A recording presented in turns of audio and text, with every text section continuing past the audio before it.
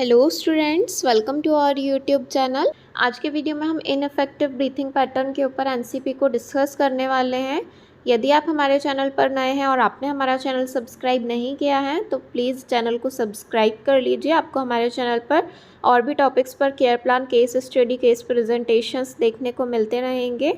चलिए तो हम वीडियो शुरू करते हैं। जैसे कि आप लोग देख सकते हैं, जब भी हम एनसीपी लिखते हैं तो इसमें असेसमेंट में हमें दो तरीके के डेटा लिखना रहता है, subjective data and objective data. Subjective data में हम वह डेटा लिखते हैं जो हमारा पेशेंट हमें बता रहा है। तो यहाँ पर जैसा कि आप देख सकते हैं, यहाँ पर हमने लिखा है patient says that he is having breathing difficulty and tiredness. तो पेशेंट हमें बता रहा है कि उसे ब्रीथिंग डिफ़िकल्टी हो रही है और टायर्डनेस हो रही है, तो वो यहाँ पर हम मेंशन करेंगे। उसके बाद लिखते हैं ऑब्जेक्टिव डेटा। ऑब्जेक्टिव डेटा में हम वह चीज़ें लिखेंगे जो हमने अपने पेशेंट में ऑब्जर्व करी हैं। जैसे यहाँ पर देख सकते हैं, लिखा है after observation I found that my patient has shortness of breath with abnormal vital sign, respiratory rate and rhythm. तो हमने ऑब्जर्व किया कि हमारे पेशेंट में शॉर्टनेस ऑफ ब्रीथ हो रही है और जो उसके वाइटल साइन है वो भी एबनॉर्मल आ रहे हैं। रेस्पिरेटरी रेट और रिदम जो है वो एबनॉर्मल है। तो उसके बाद यहाँ पर हम नर्सिंग डायग्नोसिस बनाएंगे। Ineffective breathing pattern related to shortness of breath, excessive mucus production. तो यहाँ पर हमने जो नर्सिंग डायग्नोसिस है वो बनाया कि पेशेंट में इनअफेक्टिव ब्रीथिंग पैटर्न हो रहा है क्योंकि वहाँ पर क्या हो गया, एक्सेसिव म्यूकस का प्रोडक्शन, इसके कारण पेशेंट को शॉर्टनेस ऑफ ब्रीथ हो रहा है। अब हमारा गोल रहेगा टू मेंटेन पेटेंट एयरवे। हमारा गोल है पेशेंट के एयरवे करना। तो यहाँ पर प्लानिंग करेंगे हम। प्लानिंग में हमने जो जो चीज़ें प्लान करी हैं उन्हें इम्प्लीमेंटेशन में हम इम्प्लीमेंट करते हैं एंड लास्ट में इवैल्यूएशन देखते हैं कि क्या हमारा रिज़ल्ट निकल के आया। तो यहाँ पर हमने प्लानिंग में किया plan to assess the patient respiratory function. हमारे पेशेंट का हमें रेस्पिरेटरी फंक्शन असेस करना है।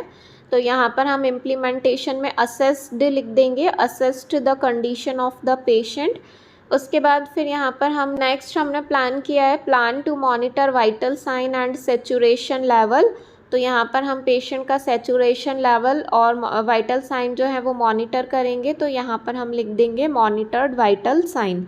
फिर उसके बाद हमने नेक्स्ट जो है प्लान किया plan to provide proper rest and sleep. हमारे पेशेंट को हमें proper rest and sleep provide करना है, तो हम यहाँ पर लिख देंगे provided proper rest and sleep.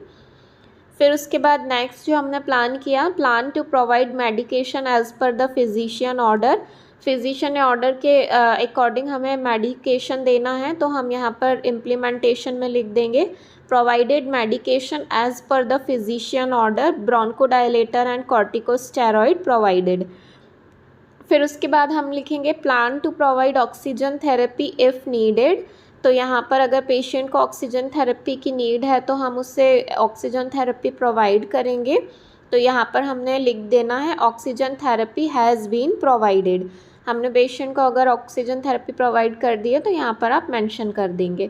उसके बाद यहाँ पर लिखेंगे plan to provide deep breathing exercise.